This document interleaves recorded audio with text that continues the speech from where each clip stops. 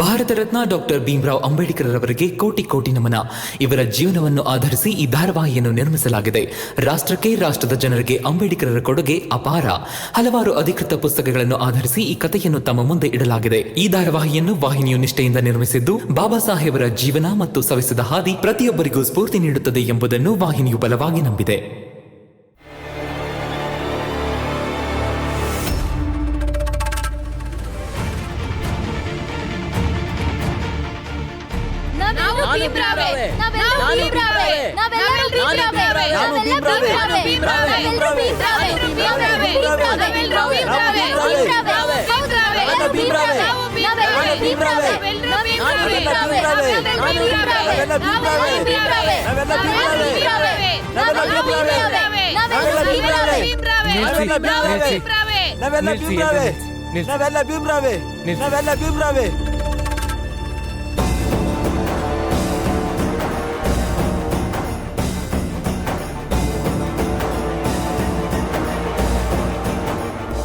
ಇನ್ನೊಂದ್ ಹೆಜ್ಜೆ ಮುಂದಿಟ್ರು ಸಾಯ್ಸಾಕ್ಬಿಡ್ತೀನಿ.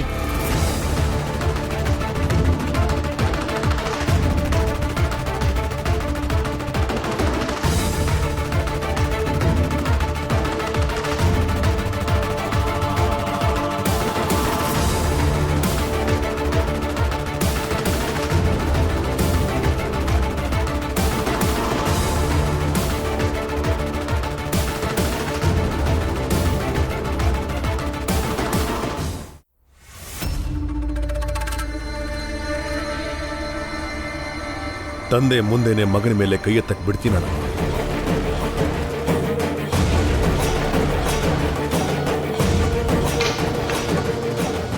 ಇದೆಂಥ ಅವಸ್ಥೆ ಸರ್. ನೀವು ಎಲ್ಲಿಂದ ಎಲ್ಲಿಗೆ ತಲುಪಿದ್ದೀರಾ ನೋಡಿ.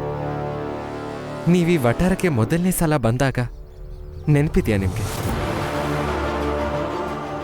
ನಾನೇ ಖುದ್ದಾಗಿ ಬಂದು ಕುರ್ಚಿ ತಂದು ನಿಮ್ಮನ್ನ ಕೂರಿಸಿದ್ದೆ.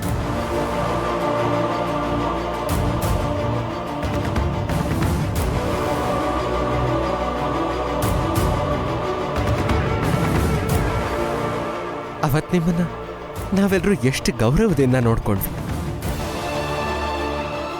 ಆದರೆ ಇವತ್ತು ನೀವು ಈ ವಠಾರಕ್ಕೆ ಯಾವ ಸ್ಥಿತಿಲಿ ಬಂದಿದ್ದೀರ? ಒಂದೇ ಒಂದು ತಪ್ಪು ನಿಮ್ಮನ್ನ ಈ ಸ್ಥಿತಿಗೆ ತಂದು ನಿಲ್ಲಿಸಿದೆ. ಒಂದು ತಪ್ಪು ಒಬ್ಬ ವ್ಯಕ್ತಿ ಎಲ್ಲರ ಮುಂದೆ ತಲೆ ತಗ್ಸೋ ಥರ ಮಾಡುತ್ತೆ. ಯಾಕಂದ್ರೆ ಒಂದೇ ಒಂದು ತಪ್ಪು ಸಾಕು, ಆ ವ್ಯಕ್ತಿ ಎಷ್ಟೇ ದೊಡ್ಡ ಹುದ್ದೆಯಲ್ಲಿದ್ರೂ ಅವ್ರನ್ನ ನೆಲೆಕುರುಳಿಸುತ್ತೆ. ಸಾಹೇಬ್ರೆ,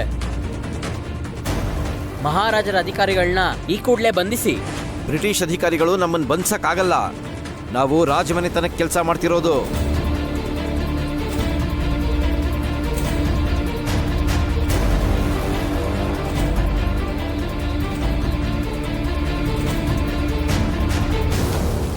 ನೀನು ಓದು ಬರಹ ಕಲ್ತಿರೋನು. ನೀನಾದ್ರೂ ಇವ್ರಿಗೆ ಹೇಳು ನ್ಯಾಯ ಏನು ಅಂತ. ಯಾಕೆ ಈಗ ಭಯ ಆಗ್ತಿದ್ಯಾ? ಠಾಣೆ ಕರ್ಕೊಂಡೋದ್ರೆ ಏನಾಗ್ಬೋದು ಅಂತ? ಆದ್ರೆ ಇವ್ರ ಮಾತು ನಿಜ. ಪೊಲೀಸ್ನವರು ಇವ್ರನ್ನ ಬಂಧಿಸಿ ಕರ್ಕೊಂಡು ಹೋಗೋ ಹಾಗಿಲ್ಲ.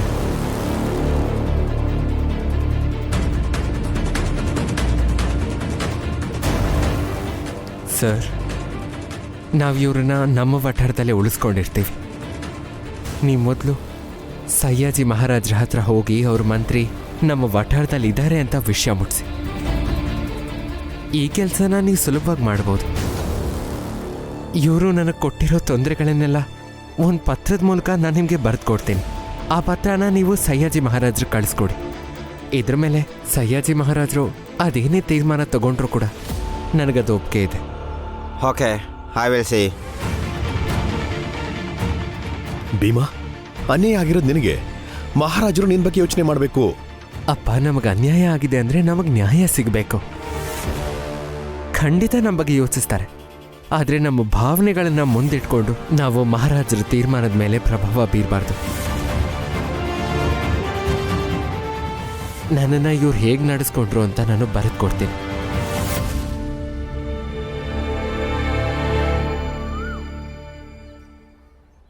ಅಪ್ಪ, ನಾವು ಎಷ್ಟು ದಿನದಿಂದ ಕಾದಿದ್ವಿ ನಮ್ಮ ಜಾತಿಯವ್ರ ಜೊತೆ ಮತ್ತೆ ಸೇರೋದಕ್ಕೆ. ಆದ್ರೆ ಇವತ್ತು ಸೇರಿದ ಮೇಲೂ ಖುಷಿ ಇಲ್ಲ ನಮಗೆ. ಇಂಥ ಶುಭ ದಿನಾನು ಸೂತ್ಕ ಛಾಯೆ ಇರೋದು ಆ ಭೀಮ್ರಾವ್ ಇಂದ. ನಾವ್ ಏನೆಲ್ಲ ಮಾಡಿದ್ವಿ, ಆದ್ರೂ ಆ ಭೀಮ್ರಾವ್ ಪ್ರತಿ ಸಲ ಗೆಲ್ತಾನೆ ಇದ್ದಾನೆ. ಇನ್ನೇನ್ ಬಾಕಿ ಇದೆಯೋ ಮಾಡಕ್ಕೆ ಅದನ್ನು ಮಾಡೋಣ. ಹಂಗಾದ್ರೂ ಭೀಮ್ರಾವ್ ಸೋಲ್ತಾನ ನೋಡೋಣ.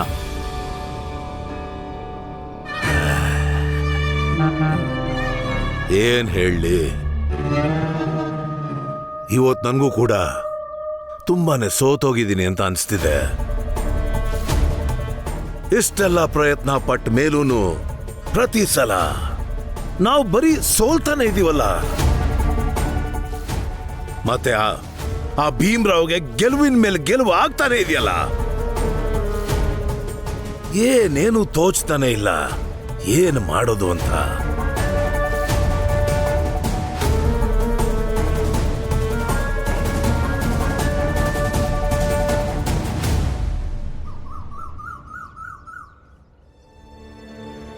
ಇದನ್ನ ಸಯ್ಯಾಜಿ ಮಹಾರಾಜರಿಗೆ ತಲುಪಿಸಿ. ಧನ್ಯವಾದ. ಬನ್ನಿ ಸರ್.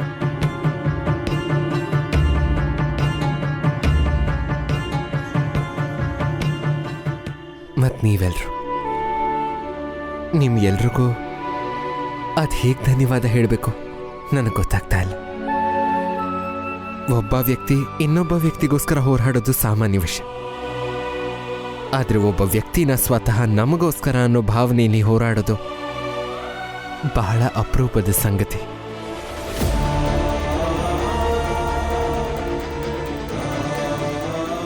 ಮತ್ತಿದೇ ವಿಷಯಕ್ಕೆ ಈ ಭೀಮ್ರಾವ್ ನಿಮ್ಮಲ್ಲಿರುವಂಥ ಭೀಮ್ರಾವ್ಗೆ ಮನಸಾರಿ ಧನ್ಯವಾದ ಹೇಳ್ತಾ ಇದ್ದಾರೆ.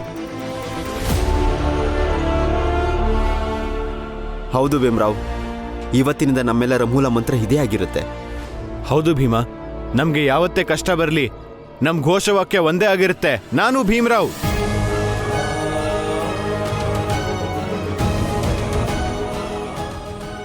ನಾವೆಲ್ಲರೂ ಭೀಮ್ರಾವೇ, ನಾವೆಲ್ಲರೂ ಭೀಮ್ರಾವೇ, ನಾವೆಲ್ಲರೂ ಭೀಮ್ರಾವೇ, ನಾವೆಲ್ಲರೂ ಭೀಮ್ರಾವೇ, ನಾವೆಲ್ಲರೂ ಭೀಮ್ರಾವೇ, ನಾವು ಭೀಮ್ರಾವೇ, ನಾವೆಲ್ಲರೂ ಭೀಮ್ರಾವೇ, ನಾನು ಭೀಮ್ರಾವೇ, ಭೀಮ್ರಾವೇ, ಎಲ್ಲರೂ ಭೀಮ್ರಾವೇ, ಭೀಮ್ರಾವೇ, ನಾನು ಭೀಮ್ರಾವೇ, ನಾವೆಲ್ಲರೂ ಭೀಮ್ರಾವೇ, ನಾವು ಭೀಮ್ರಾವೇ, ನಾವೆಲ್ಲರೂ ಭೀಮ್ರಾವೇ, ಭೀಮ್ರಾವೇ, ಭೀಮ್ರಾವೇ, ನಾವೆಲ್ಲರೂ ಭೀಮ್ರಾವೇ, ನಾವೆಲ್ಲರೂ ಭೀಮ್ರಾವೇ, ನಾವೆಲ್ಲರೂ ಭೀಮ್ರಾವೇ, ನಾನು ಭೀಮ್ರಾವೇ, ಎಲ್ಲರೂ ಭೀಮ್ರಾವೇ, ನಾನು ಭೀಮ್ರಾವೇ.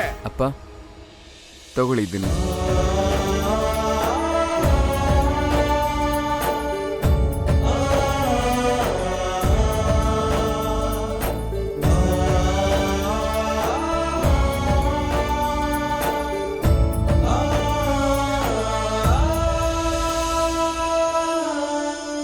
ನಿಮ್ಮೆಲ್ಲರ ಶ್ರಮದಿಂದ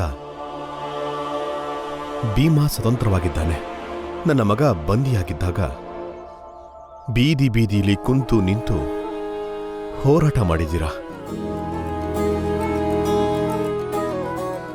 ನಾನು ಭೀಮಾ ಅಂತ ಹೆಸರಿಟ್ಟಾಗ ನಾನು ಯೋಚನೆ ಕೂಡ ಮಾಡಿರಲಿಲ್ಲ.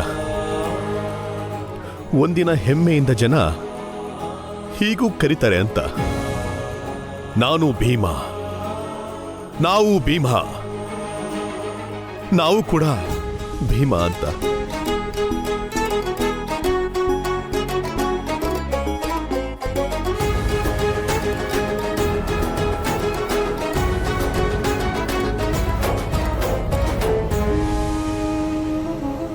ನಿಮ್ಮ ಘೋಷಣೆ ಕೇಳಿ ತಂದೆಯಾಗಿ ನನಗೆ ಹೃದಯ ತುಂಬಿದೆ.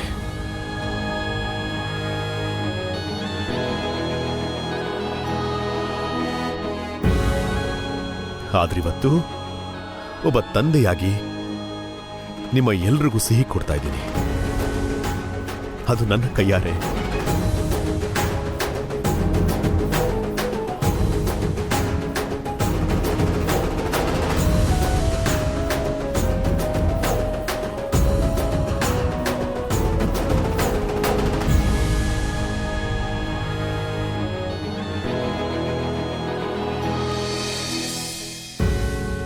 ಮಗ ಮಗ ಅಂತ ಒದ್ದಾಡ್ತಿದ್ರು ಪಾಪ. ಇದರಿಂದ ಈ ನಾಟಕ ಇನ್ನೂ ಜಾಸ್ತಿ ಆಗೋ ಥರ ಕಾಣಿಸ್ತಿದೆ. ಅಪ್ಪ ಮಗನ್ನ ದೂರ ಮಾಡಿದ ದಿನ 2 ಡಬ್ಬ ಸಿಹಿನ ನಾನೊಬ್ಳೇ ತಿಂತೀನಿ.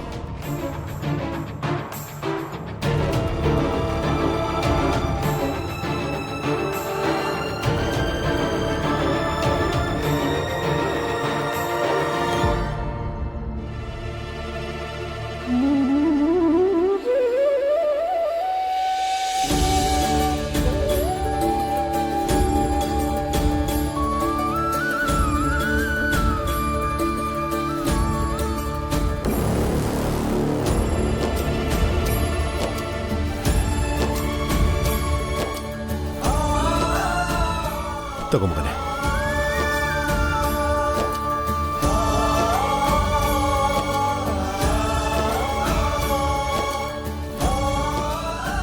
ಇದು ನಿಮಗೆ ಅಪ್ಪ.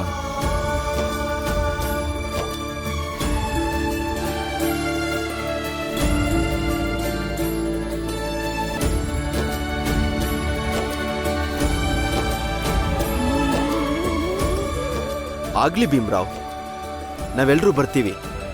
ಹೋಗ್ತಾನು ನಿನ್ನ ಗುಣಗಳಲ್ಲೇ ನಾವೆಲ್ಲರೂ ತೆರಳ್ತೀವಿ. ನಾನು ಭೀಮ್ರಾವೇ, ನಾವೆಲ್ಲರೂ ಭೀಮ್ರಾವೇ, ನಾವೆಲ್ಲರೂ ಭೀಮ್ರಾವೇ, ನಾವೆಲ್ಲರೂ ಭೀಮ್ರಾವೇ, ನಾನು ಭೀಮ್ರಾವೇ, ನಾವೆಲ್ಲರೂ ಭೀಮ್ರಾವೇ, ನಾನು ಭೀಮ್ರಾವೇ, ನಾವೆಲ್ಲರೂ ಭೀಮ್ರಾವೇ, ನಾನು ಭೀಮ್ರಾವೇ, ನಾವೆಲ್ಲರೂ ಭೀಮ್ರಾವೇ, ನಾನು ಭೀಮ್ರಾವೇ, ನಾವೆಲ್ಲರೂ ಭೀಮ್ರಾವೇ, ನಾನು ಭೀಮ್ರಾವೇ, ನಾವೆಲ್ಲರೂ ಭೀಮ್ರಾವೇ, ನಾನು ಭೀಮ್ರಾವೇ, ನಾವೆಲ್ಲರೂ ಭೀಮ್ರಾವೇ.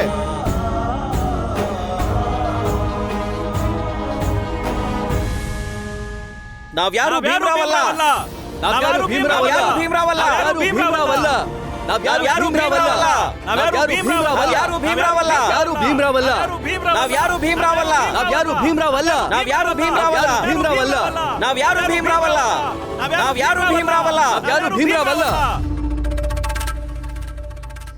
ನಿನ್ನ ಗುಣಗಾನಕ್ಕೆ ಇದೇ ನಮ್ಮ ಉತ್ತರ.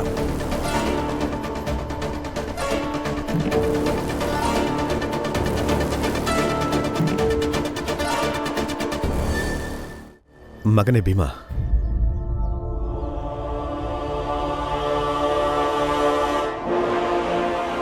ತುಂಬ ಯೋಚನೆ ಮಾಡಕೋಗ್ಬೇಡ. ಬದಲಾಗಿ ನಿನ್ನ ಯೋಚನೆ ಹಿಗ್ಗಿರ್ಲಿ. ನೀನೊಬ್ಬ ವ್ಯಕ್ತಿಗಿಂತ ಒಬ್ಬ ಶಕ್ತಿಯಾಗಿ ಹೊರಹೊಮ್ಮಿದ್ದೀಯ. ಒಂದು ಕಡೆ ನಿನ್ನ ಸಮರ್ಥಕರಿದ್ದಾರೆ, ನಿನ್ನ ಯಶಸ್ಸನ್ನ ಬಯಸೋರು ಕೂಡ.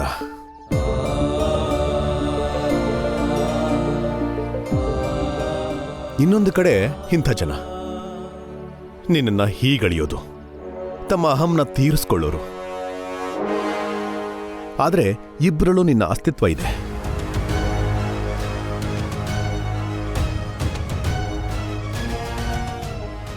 ಇಂಥ ಸೌಭಾಗ್ಯ ಬಹಳ ವಿರಳ ವ್ಯಕ್ತಿಗಳಿಗೆ ಸಿಗುವಂಥದ್ದು. ಲಕ್ಷಕ್ಕೊಬ್ಬರಿಗೆ ಸಿಗುವಂಥ ಪುಣ್ಯ ಇದು. ನಾನು ಭೀಮ್ರಾವೇ, ನಾವೆಲ್ಲರೂ ಭೀಮ್ರಾವೇ, ನಾವೆಲ್ಲರೂ ಭೀಮ್ರಾವೇ, ನಾವೆಲ್ಲರೂ ಭೀಮ್ರಾವೇ, ನಾವೆಲ್ಲರೂ ಭೀಮ್ರಾವೇ, ನಾವೆಲ್ಲರೂ ಭೀಮ್ರಾವೇ, ನಾವೆಲ್ಲರೂ ಭೀಮ್ರಾವೇ, ನಾವ್ಯಾರು ಭೀಮ್ರಾವಲ್ಲ, ಯಾರು ಭೀಮ್ರಾವಲ್ಲ, ನಾವ್ಯಾರು ಭೀಮ್ರಾವಲ್ಲ, ಯಾರು ಭೀಮ್ರಾವಲ್ಲ, ನಾವ್ಯಾರು ಭೀಮ್ರಾವಲ್ಲ, ನಾವ್ಯಾರು ಭೀಮ್ರಾವಲ್ಲ, ನಾವ್ಯಾರು ಭೀಮ್ರಾವಲ್ಲ, ನಾವ್ಯಾರು ಭೀಮ್ರಾವಲ್ಲ, ನಾನು ಭೀಮ್ರಾವೇ, ನಾವೆಲ್ಲರೂ ಭೀಮ್ರಾವೇ, ನಾವೆಲ್ಲರೂ ಭೀಮ್ರಾವೇ, ನಾವೆಲ್ಲರೂ ಭೀಮ್ರಾವೇ, ನಾವೆಲ್ಲರೂ ಭೀಮ್ರಾವೇ.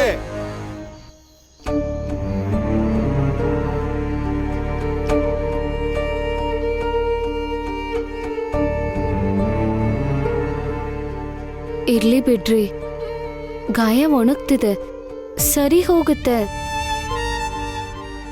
ಅದು ಹೀಗೆ ಬಿಟ್ಬಿಡ್ಲಿ. ನಿನ್ನ ಗಂಡ ತಾನೇ ನಾನು. ಗಾಯಕ್ಕೆ ಔಷಧಿ ಹಚ್ಚಲಿಲ್ಲ ಅಂದ್ರೆ ಮನ್ಸಿಗೆ ನೆಮ್ಮದಿ ಇರುತ್ತ. ಅದಕ್ಕೆ ಹಚ್ಚೋದಕ್ಕೆ ಬಿಡು. ಇಲ್ಲಿ ಆ ಕೈ ಕೊಡು.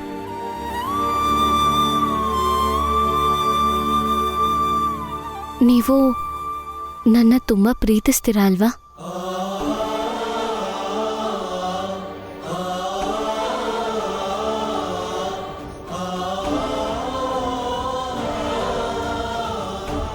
ಇನ್ನು ಮುಂದೆ ನನ್ನ ಹೋರಾಟದಿಂದ ಸ್ವಲ್ಪ ದೂರನೇ ಇರು. ಪದೇ ಪದೇ ಹೀಗೆ ಏಟ್ ಮಾಡ್ಕೋತಾ ಇದ್ರೆ ನನಗೆ ಬಹಳ ಕಷ್ಟ ಆಗುತ್ತೆ.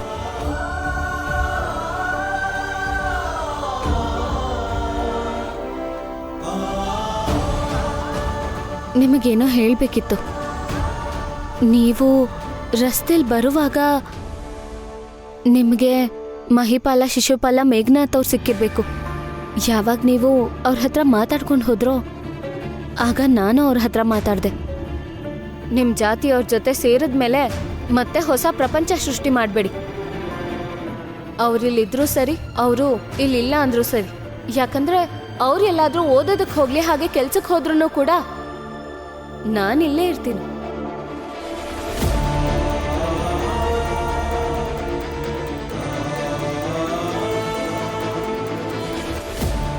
ಈಗ ನೀವೇ ಯೋಚನೆ ಮಾಡ್ಕೊಳ್ಳಿ. ನಿಮ್ಮೀರಮ್ಮ ನಿಮ್ಮಿಂದ, ನಿಮ್ಮ ಹೋರಾಟದಿಂದ ಯಾವತ್ತೂ ದೂರ ಇರೋಕ್ ಸಾಧ್ಯನೇ ಇಲ್ಲ. ಒಂದ್ ವೇಳೆ ನಾನು ಜೀವಂತವಾಗಿರ್ಲಿ ಅಥವಾ ಬಿಡ್ಲಿ. ಇನ್ನೊಂದು, ನನ್ನ ಮಾತಿಂದ ಭಾವಕರಾಗಬೇಡಿ. ನನಗೊಂದು ಮಾತು ಕೊಡಿ. ಯಾವ ರಾಜಭವನದಲ್ಲಿ ನಾನು ಹೋಗ್ಬೇಕಾದ್ರೆ ತಡೆದ್ರೋ, ನನಗೆ ಹೊಡೆದ್ರೋ, ಆ ರಾಜಭವನಕ್ಕೆ ನೀವು ಶಾಂತಿಯಿಂದ ಹೋಗ್ಬೇಕು.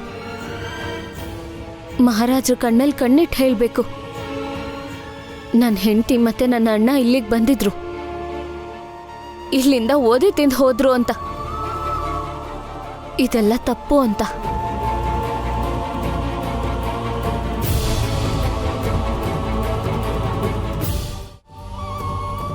ಹೇಳ್ತೀರಾ ಅಲ್ವಾ ನೀವು ವಡೋದರ ಮಹಾರಾಜರಿಗೆ? ಹೇಳ್ತೀನಿ, ವಡೋದರ ಮಹಾರಾಜರಿಗೆ ಹೇಳ್ತೀನಿ. ನನ್ನ ಹೆಂಡತಿ ಮತ್ತೆ ನನ್ನ ಅಣ್ಣ ನಿಮ್ಮನ್ನ ಭೇಟಿ ಮಾಡಕ್ಕೆ ಅಂತ ಬಂದಾಗ ಅವರನ್ನ ತಡೆದು, ಬಹುಶಃ ಇದಕ್ಕಿಂತ ಮುಂಚೆನೂ ಇಂಥ ಸಾವಿರಾರು ಜನ ನಿಮ್ಮ ಹತ್ರ ಬಂದಿರ್ಬೋದು. ತಮ್ಮ ನೋವನ್ನು, ತಮ್ಮ ಕಷ್ಟಗಳನ್ನು ನಿಮ್ಮ ಹತ್ರ ಹೇಳ್ಕೋಬೇಕು ಅಂತ. ಆದರೆ ಅವ್ರ ನೋವು ನಿಮ್ಮನ್ನ ಮುಟ್ಟೇ ಇರಲಿಲ್ಲ. ಮತ್ತು ಮಹಾರಾಜರೇ ನಿಮ್ಮ ವ್ಯವಸ್ಥೆ ಬದಲಾಗಲಿಲ್ಲ ಅಂತ ಹೇಳಿದ್ರೆ, ಮುಂದಿನ ದಿನಗಳಲ್ಲೂ ಜನ ತಮ್ಮ ನೋವನ್ನು, ತಮ್ಮ ಕಷ್ಟನ ನಿಮ್ಮ ಹತ್ರ ಹೇಳ್ಕೊಳಕ್ಕೆ ಬಂದು ಒದೆ ತಿಂದು ಪ್ರತಿ ಸಲ ನೋವಿನಿಂದ ನಿಮ್ಮ ಬಾಗ್ಲಿಂದಾನೇ ವಾಪಸ್ ಹೋಗೋ ಥರ ಆಗುತ್ತೆ. ಜನಸಾಮಾನ್ಯರ ನಂಬಿಕೆ ಕಳ್ಕೊಳ್ಳೋದಕ್ಕಿಂತ ಮುಂಚೆ ನಿಮ್ಮ ಕಾನೂನು ವ್ಯವಸ್ಥೆನ ಬದಲಾಯಿಸ್ಕೊಳ್ಳೋದು ಒಳ್ಳೇದು ಅಂತೀನಿ. ಖಂಡಿತ ಸಯ್ಯಾಜಿ ಮಹಾರಾಜರಿಗೆ ಹೇಳ್ತೀನಿ, ಖಂಡಿತ ಹೇಳ್ತೀನಿ.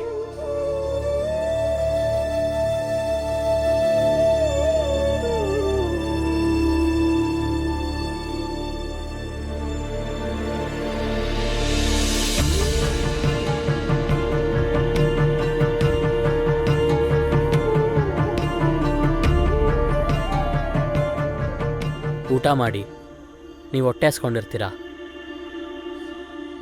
ಈ ಊಟ ನಮ್ಮನೆದಲ್ಲ, ಹೊರಗಡೆಯಿಂದ ತಂದಿರೋದು. ಮತ್ತು ಎಲೆಯಲ್ಲಿ ಹಾಕ್ಸ್ಕೊಂಡು ಬಂದಿದ್ದೀವಿ. ಅದು ಅಲ್ಲದೆ ಈ ಊಟನ ನಾವು ಮುಟ್ಟೂ ಇಲ್ಲ. ನಮ್ಮ ಮಾತನ್ನ ನಂಬಿ ಈ ಊಟನ ತಿನ್ಬೋದು ಅಂತ ನಿಮ್ಗೆ ಅನ್ಸಿದ್ರೆ ದಯವಿಟ್ಟು ತಿನ್ನಿ. ನಾನು ತಪ್ಪು ಮಾಡಿಬಿಟ್ಟೆ. ಮಹಾರಾಜರು ನನಗೆ ಶಿಕ್ಷೆ ಕೊಡ್ತಾರೆ. ಮೊದಲು ನಾನು ಹಿಂಗಿರಲಿಲ್ಲ, ಆದರೆ ದೊಡ್ಡ ಪದವಿ ಸಿಕ್ತಂಗೆ ನಾನು ದಾರಿ ತಪ್ಪಿಬಿಟ್ಟೆ. ಮತ್ತೆ ನನ್ನ ಪದವಿನ ದುರುಪಯೋಗ ಮಾಡ್ಕೊಂಬಿಟ್ಟೆ. ಗಾದೆನೇ ಇದೆಯಲ್ಲ, ಅಧಿಕಾರದ ಮದ ಆನೆಗೆ ಹೆಂಡ ಕುಡಿಸ್ದಂಗೆ ಅಂತ. ನಾನು ಕೂಡ ಕುಡಿದ ಆನೆ ಥರ ಆಗ್ಬಿಟ್ಟೆ. ಮನುಷ್ಯತ್ವನೇ ಮರೆತುಬಿಟ್ಟು ಈ ಸ್ಥಿತಿಗೆ ಬಂದ್ಬಿಟ್ಟೆ ನಾನು. ಮಂತ್ರಿಗಳೇ, ನಿಮ್ಮ ಈ ಕಣ್ಣೀರಿಂದ ಮಾಡಿರೋ ಪಾಪನ ಮುಚ್ಚಿಡಕ್ಕಾಗಲ್ಲ.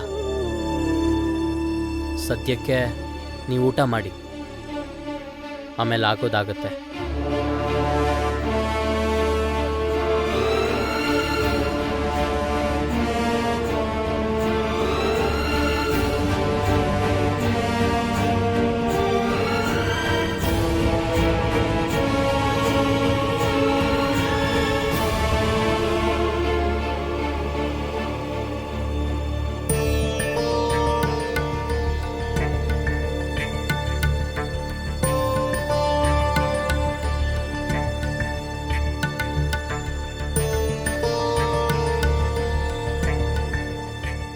ಏನು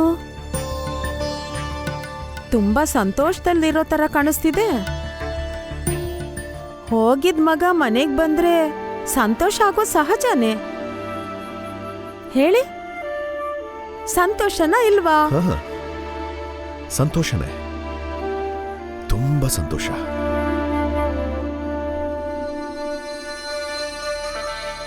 ಆದ್ರೆ ಈ ಸಂತೋಷನ ನಾನ್ ಮಾತ್ರ ಅನುಭವಿಸ್ತಿಲ್ವಲ್ಲ,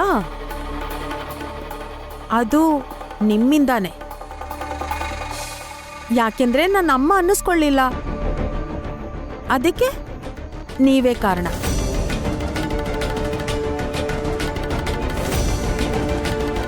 ಮಹಾರಾಜರಿಗೆ ಪತ್ರ ತಲುಪಲಿ. ಅವ್ರ ನಿರ್ಧಾರ ಏನು ಅಂತ ಗೊತ್ತಿಲ್ಲ.